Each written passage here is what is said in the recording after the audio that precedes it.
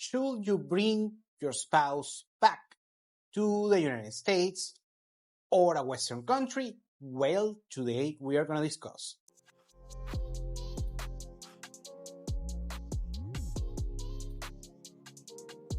Regarding this particular issue, when you have a couple, spouses, that one comes from a developed country, a Western country, mostly the United States, but also you have Western Europe, UK, Australia, you name it. And you have a spouse that comes from a less developed country, usually a poorer country. And you have this particular situation that has become very popular thanks to a reality show called 90 Day Fiancé. By the way, well, I don't watch TV, but I watch some clips of the show. It's actually very entertaining and actually very informative regarding this market. Of course, it's a reality show. So on TV, they like to play games. Well, anyways, so the main question is that if you are on that particular position, aka you are the Western, usually men, that marries a citizen from other country, taking advantage of some geo arbitrage regarding the dating market, well, the answer will be it depends. There are two schools of thought regarding this particular dilemma. And the first one is straight up no, that you should not go and bring your spouse back to the United States or the Western country.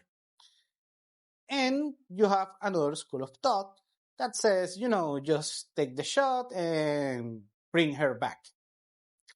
Well, I'm in the middle because actually the two schools of thought have great arguments, but on neither actually. What I like to do is evaluate case-by-case scenarios. The first issue will be the source of income.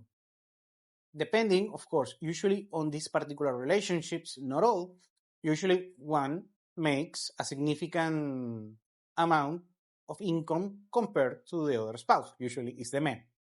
It is what it is. And by the way, at any marriage in the world, that is going on, regardless if they are from the same nationality or not. So the first thing is you cannot mess the primary source of income. And on that particular case, the best thing is, of course, if your particular source of income comes from a particular country that you need active presence in such country, yes, for me, you should bring her back. However, depending on how much time is required, your presence in order to maintain that primary source of income, well, that's when you can, you need to navigate the situation case by case. The second thing in order to evaluate is the nationality of each spouse. Let's say you have one of the spouses, usually the man, comes, let's say, the United States, just for the sake of the conversation. And let's put the other individual, the female, let's say that comes from Brazil or a country in Eastern Europe, something like that. If there is a big gap between the standards of living of both countries, that is, of course, depends also the particular interest, because not necessarily the United States, depending on the region, depending on the location, depending on the income threshold, is going to be better or going to be worse compared to the particular location. Let's say, for this particular case, Brazil. There are several nice cities in Brazil. Also depends on the standard of living that you have on this particular other country, or a city within another country. So this is something else to evaluate the standard of living that you are going to have on each location, but you have to measure it apples to apples. in the United States is not the same thing living in New York, in San Francisco, in Miami, or, Little Rock, Arkansas, a place like that. And in the local country, in the other country, let's say in Brazil, it's not the same thing living on Florianopolis or Rio de Janeiro or Sao Paulo or just a small town in Brazil. So depends on the case, depends on the standard of living that you're going to have at each location.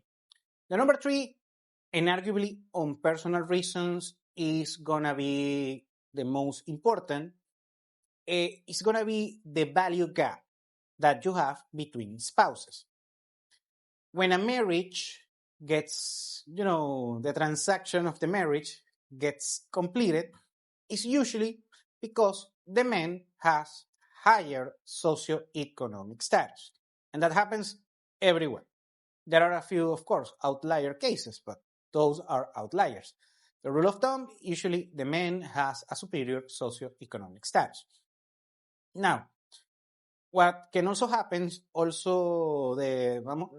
put it, the social value on the particular relationship. For instance, you have several of these marriages. When you have an age gap, there's something important to consider. Also, a value gap that, for instance, let's say the female spouse, she's very beautiful, but she's, kind of on the average on her particular country. But when you take it to the United States, that has a terrible dating dynamics, so she's going to be ranked more, so the value gap increases, so that creates, the hypergamy and the issues and so on. So that can create a turmoil on the future, possibly a reason for divorce. And this is something that you have to navigate. Number four is the culture of the nationality. That what happens is that depending on the culture, of course, the culture has become worldwide, I'm talking, has become more, liberal, new liberal, westernized culture, thanks to social media and things like that. So, but still, the old culture maintains until a certain degree combined with this Western liberal, culture overall.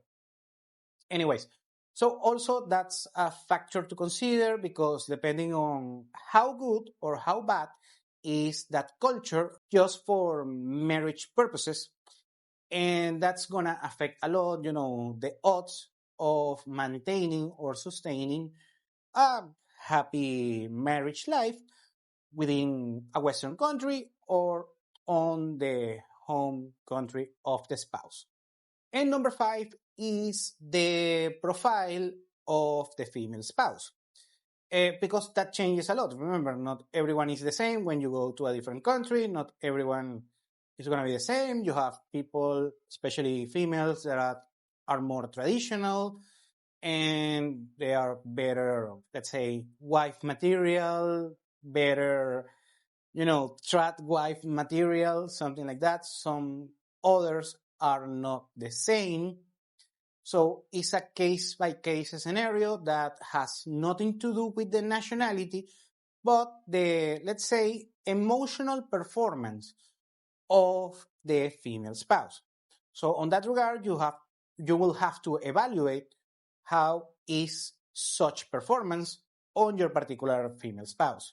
Now, I want to close saying this thing. I had clients that have taken different routes regarding either they stay on the local country or they move back to a Western country and they have done great. Also, I had clients with a big, age gap regarding their respective spouses doing great. Also, people doing great on the home country of the female.